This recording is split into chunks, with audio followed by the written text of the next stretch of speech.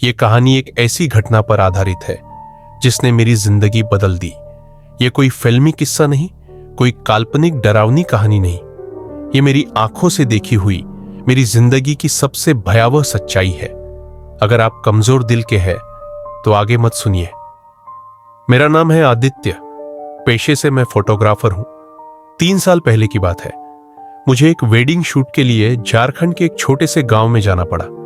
गांव का नाम था मडारीपुर। यह जगह गूगल मैप पर भी ठीक से नहीं दिखती थी। सड़कें टूटी हुई, चारों तरफ जंगल और नेटवर्क तो मानो गायब। गांव पहुंचते पहुंचते रात हो गई थी। चारों तरफ घुप अंधेरा। बस दूर कहीं ढोल नगाड़े बज रहे थे। शादी का माहौल था। मैं पहुंचा तो दूल्हे के परिवार ने बड़ा अच्छा स्वागत किया। मैंने सोचा सब ठीक है, लेकिन उस रात कुछ ऐसा हुआ जिसने मेरी पूरी जिंदगी उलट दी।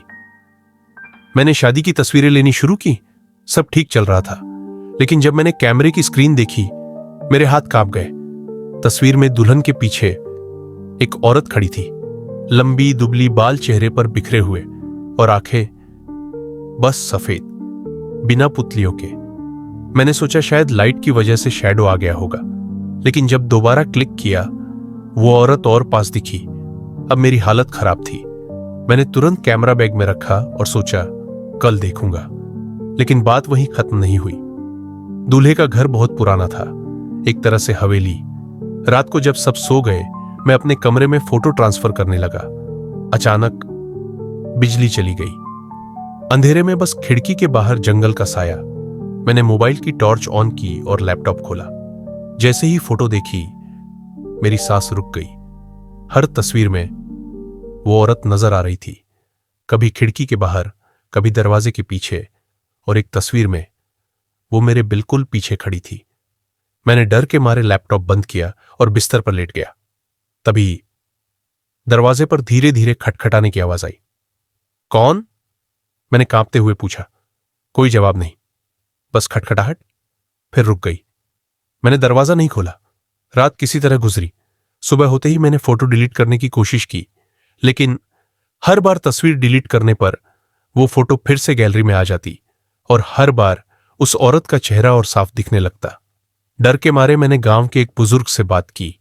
उन्होंने मेरी फोटो देखी और उनका चेहरा सफेद पड़ गया। उन्होंने कहा, ये फूलमती है। 40 साल पहले इस हवेली में रहती थी। शादी से पहले उसकी लाश इसी हवेली के कुएं में मिली थी। तब से जो भी फोटोग्राफर उसकी तस्वीर उतार लेता है, उसकी मौत हो जाती है।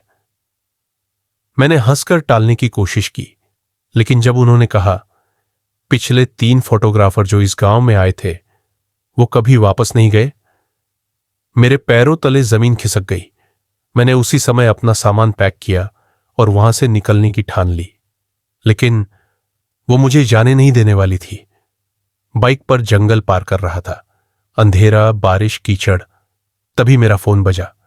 स्क्रीन पर एक नोटिफिकेशन, न्यू फोटो कैप्चर्ड। मैंने तो कैमरा निकाला ही नहीं था। कांपते हाथों से गैलरी खोली और जो देखा, मेरी रूह कांप गई। तस्वीर में मैं था, मेरी गर्दन पीछे मुड़ी हुई और पीछे वो औरत मेरे कान के पास झुककर मुस्कुरा रही थी। और तभी बाइक फिसली। जमीन पर गिरते हुए मुझे बस एक आवाज सुनाई दी, अब तू मेरी तस्वीर है। इसके बाद मुझे कुछ याद नहीं। 3 दिन बाद मेरी आंख अस्पताल में खुली। डॉक्टर ने कहा, चमत्कार है कि तुम जिंदा हो। लेकिन बात यहीं खत्म नहीं हुई। जब मैंने अपना मोबाइल मांगा, गैलरी खोली, तो वहां सिर्फ एक ही तस्वीर थी। वो तस्वीर जिसमें मैं नहीं था, सिर्फ वो औरत कैमरे के ठीक सामने मुस्कुराती हुई। आज भी कभी कभी रात को मुझे वो मुस्कुराहट दिखती है। और हां, ये कहानी मैंने आपको सिर्फ इसलिए सुनाई है क्योंकि कल रात मेरे फोन पर फिर से नोटिफिकेशन आया, न्यू फोटो कैप्चर्ड।